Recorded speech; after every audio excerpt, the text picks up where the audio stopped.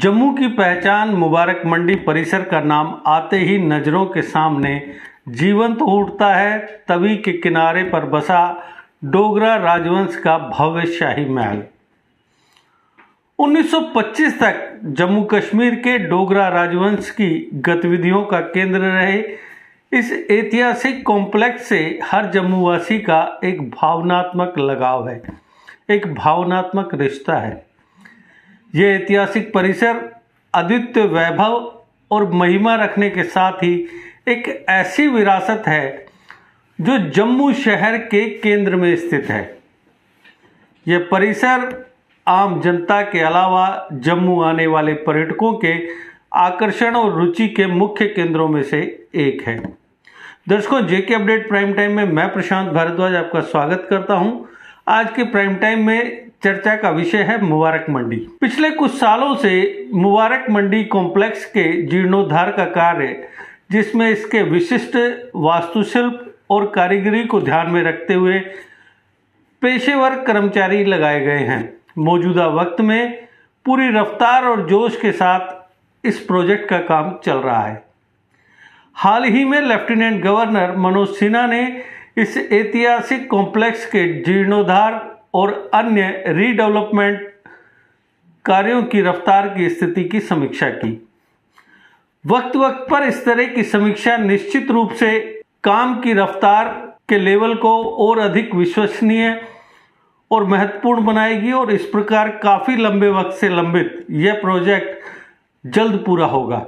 इसलिए ये बेहद ज़रूरी है कि लगातार इस तरह की समीक्षा की जाए, इस तरीके के दौरे लेफ्टिनेंट गवर्नर द्वारा किए जाएं ताकि इस काम की गति को बरकरार रखने में मदद मिल सके।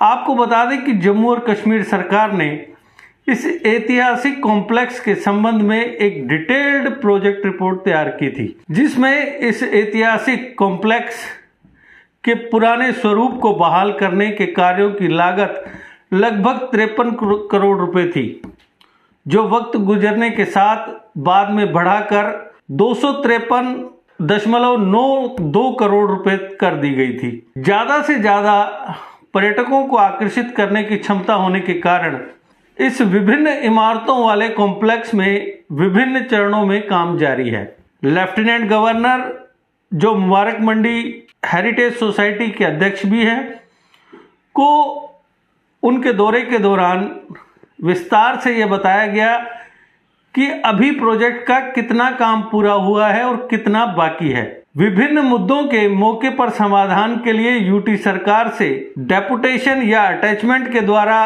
प्रोजेक्ट पर लगाए गए इंजीनियरिंग और अन्य टेक्निकल एम्प्लॉइज की गैर मौजूदगी और अनुपलब्धता जैसे विभिन्न रूपों में कमियों को विधिवत निपटारा किया जाना चाहिए ताकि काम पूरी लय और रफ्तार से जारी रहे। मौजूदा वक्त में हालत यह है कि यहाँ पर उन कर्मचारियों को एडिशनल चार्ज देकर भेजा जाता है जो पहले से ही किसी और ड्यूटी में व्यस्त होते हैं और वो अधिकारी दोनों जिम्मेदारियों से पूरी तरह न्याय नहीं कर पाते हैं। कनेक्टिविटी मेजर्स और कॉम्प्लेक्स तक बेहतर पहुंच पर अधिक फोकस किए जाने की ज़रूरत है, क्योंकि शहर के सेंटर में होने के कारण यहां तक पहुंचना पर्यटकों के लिए काफ़ी सुविधाजनक साबित हो सकता है। हालांकि लोगों की उम्मीदों के मुताबिक डोगरा विरासत के महलों का पुरातन गौरव बहाल करने के लिए प्रोजेक्ट्स को जल्द से जल्द पूरा करने की ज़रूरत है।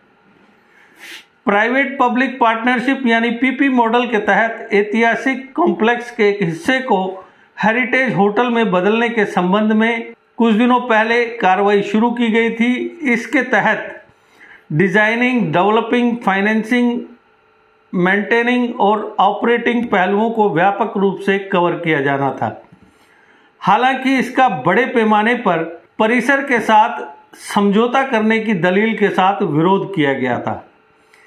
इस ऐतिहासिक इमारत का पुराना गौरव पाना, उस दिशा में उठाए जाने वाले जरूरी कदमों के संबंध में आज भी अनिश्चय की हालत में है, असमंजस की स्थिति में है। हाँ, क्योंकि प्रपोज्ड पीपीपी प्रोजेक्ट के साथ पर्याप्त रेवेन्यू जनरेट करने का मुद्दा जुड़ा हुआ था।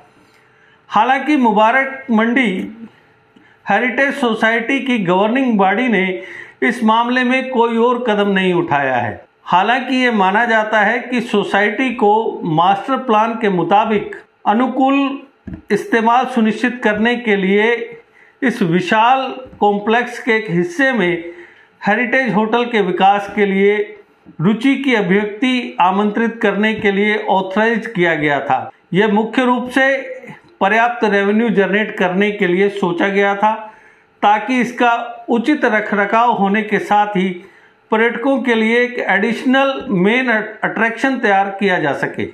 हालांकि ये किसी भी तरह से महल कॉम्प्लेक्स के ओरिजिनल स्ट्रक्चर को नुकसान पहुंचाने की कीमत पर नहीं होने वाला है, और न ही कम से कम प्रोटेक्टेड हेरिटेज के साथ इस तरह के हेरिटेज होटल की जो निर्माण होता है या जो बहाली होती है, वो एक बड़ी शर्त होती है कि जो प्रोटेक्टेड हेरिटेज इमारत है उसके साथ किसी तरह की छेड़छाड़ नहीं की जाएगी, उसके ओरिजिनल स्ट्रक्चर के साथ किसी तरह की छेड़छाड़ नहीं होगी।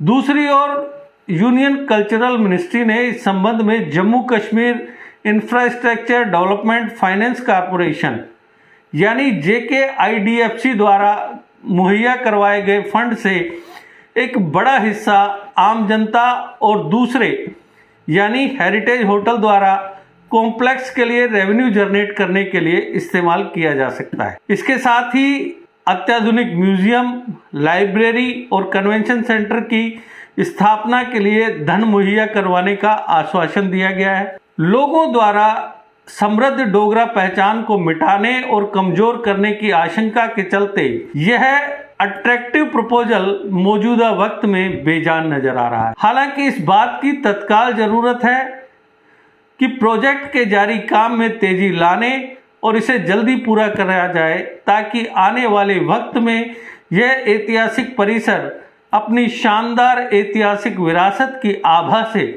पर्यटकों को आकर्षित कर सके। तो दर्शकों, आज के प्राइम टाइम में इतना ही। कल फिर किसी नए मुद्दे पर आपसे करेंगे चर्चा। तब तक दीजिए इजाजत। नमस्कार। GK अपडेट रहे हमारे साथ। अगर आप ये वीडियो YouTube पर देख रहे हैं तो हमारे YouTube चैनल को सब्सक्राइब करें और बेल आइकन को क्लिक करें। अगर आप ये वीडियो Facebook पर देख रहे हैं तो हमारा Facebook पेज लाइक जरूर करें। For advertisement please contact 7051091811।